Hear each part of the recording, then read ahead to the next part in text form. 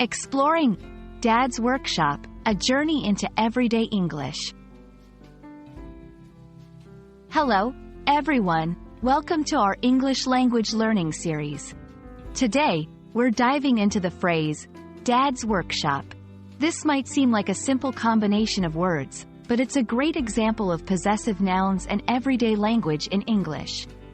Let's explore what it means, how to use it, and its significance in English-speaking cultures.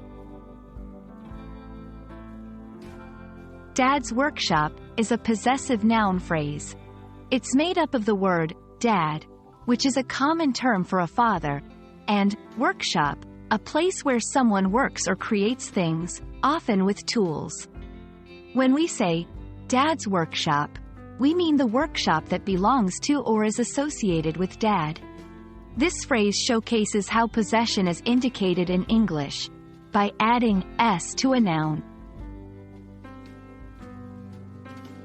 In many English-speaking cultures, Dad's Workshop often refers to a space where a father, or any family member, does hands-on work like carpentry, repairs, or hobbies. It's a term that evokes feelings of creativity, hard work, and sometimes nostalgia. In conversations, this phrase might come up when discussing weekend plans, hobbies, or family dynamics. For example, I'll be in Dad's workshop fixing the bike this weekend. Pronouncing this phrase is straightforward, but let's break it down. Dad is pronounced just like it looks, with a short A sound. Workshop combines work with a short O sound and shop with a short O as well.